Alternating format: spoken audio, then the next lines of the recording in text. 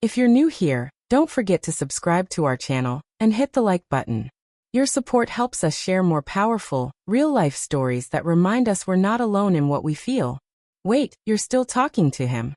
I didn't mean for my voice to sound that sharp. It just came out that way, tight, strained, like a wire pulled too far. The words hung between us, heavy and exposed. She laughed. Not a nervous laugh. Not a guilty laugh.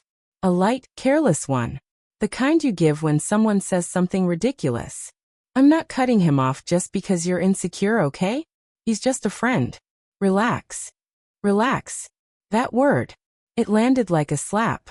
My stomach dropped so fast it felt like the floor had opened beneath me. Just a friend? I had heard that phrase before. Everyone has. It's the most harmless sounding sentence in the world, until it isn't. Just a friend. I repeated, trying to keep my voice steady. You call texting him at midnight just a friend? She shrugged. Actually shrugged. Her eyes drifted back to her phone like this conversation was a commercial break she had to sit through. We've known each other for years, she said. I can't just erase that part of my life. Erase. That word echoed in my mind, because I wasn't asking her to erase her past. I was asking her to choose our present. I took a shaky breath and gripped the kitchen counter so hard my knuckles turned white. It felt like the only solid thing in the room. The only thing not slipping away. So the months we've been together. Our plans, our future.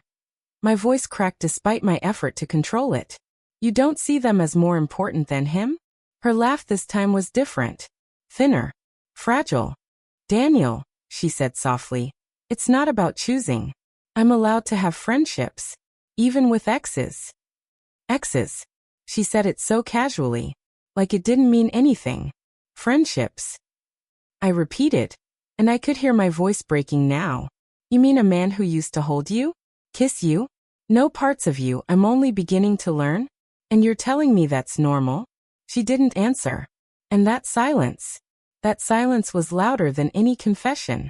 I sank onto the couch and buried my head in my hands. I wanted to yell. To throw something. To release the storm tearing through my chest. But I couldn't move. All those late nights. All those shared secrets. All those promises whispered in the dark. Were they ever really mine? You don't understand, she said gently, stepping closer. I love you. But Daniel, he's part of my life. I don't want to hurt you. I just can't erase him. I looked up at her.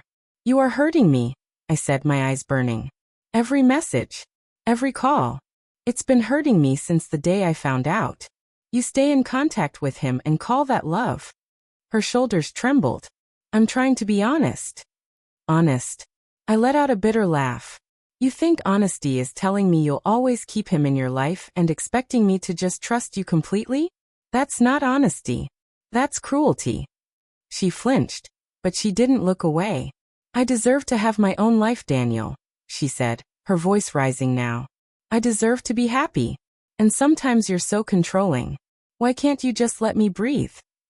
Let you breathe. My voice dropped to a whisper. I trusted you, I said. I gave you everything. And you laughed at me and called my feelings insecurity. Tears streamed down her face. It's not just about him, she said. It's about me too. I've been suffocating, Daniel. I needed freedom. Not someone policing my friendships. Freedom. I swallowed hard. You call betrayal freedom? I didn't cheat, she snapped. God, I thought you'd understand. I thought you'd see I wasn't doing anything wrong. But I had seen. I saw him texting her during dinners. I saw his name light up her phone while we were watching movies. I saw the way she smiled at her screen. Like whoever was on the other side mattered more than the person sitting next to her. Do you love him? I whispered. She didn't answer. And that silence changed everything. Because inside it, something unexpected rose in me. Not anger. Not jealousy. Relief. Clarity. For the first time, I saw her clearly. Not the woman I had fallen for. Not the partner I had imagined a future with. But someone who couldn't choose me. And that wasn't my failure. That was her decision. The weeks that followed were brutal. We lived in a small town. The kind where news spreads faster than the wind and privacy is just a myth people pretend exists. Whispers followed me in grocery store aisles. Pitying looks lingered too long. Imagine staying with someone who'd rather text her ex than talk to you. I once overheard a neighbor mutter. Every word stung. The embarrassment. The heartbreak. The long, suffocating nights questioning my worth. Was I not enough? Was I too insecure? Was I too demanding? I replayed every conversation in my head like a broken record. But slowly, painfully, something began to shift. I realized something no one had told me before. The love I had given her, pure, unguarded, wholehearted, was still mine. She didn't get to keep it just because she walked away. One night, months later, my phone rang. Her name flashed on the screen. I stared at it for a long time before answering. Daniel, can we talk? Her voice sounded smaller than I remembered. I listened as she poured out guilt, regret, and tears. I shouldn't have done that, she said. I didn't mean to hurt you. I thought I was being honest. I thought I was doing the right thing. I didn't interrupt. I just listened. Then I answered quietly. You know, he isn't who I thought he was either.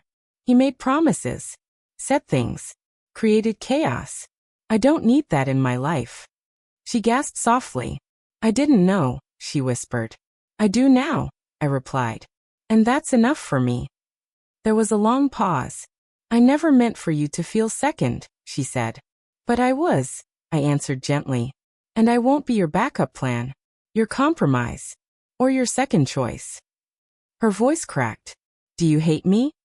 I shook my head, even though she couldn't see it. No, I said. I just see clearly now. And seeing clearly meant something powerful. It meant I finally got to choose myself. That was the last time we spoke. No more messages. No more late-night calls. No more waiting for a notification that would never bring peace. Months later, I saw her again. She was with someone new. Laughing. Smiling. Looking happy. And surprisingly, I smiled too. Not out of revenge. Not because she had lost. But because I had survived. I had walked through betrayal and come out the other side with something I didn't have before. Self-respect. Clarity. Freedom. She broke me, yes. But in the ruins, I found myself. And maybe that was the hidden gift all along. If you've ever been told you're too insecure for wanting basic respect, if you've ever been asked to accept less than you deserve, if you've ever loved someone who couldn't choose you, remember this. Being someone's priority is not too much to ask. And walking away doesn't mean you lost. Sometimes it means you finally won. If this story resonated with you, don't forget to subscribe and hit the like button. Your support helps us share more real stories that remind people they're stronger than they think.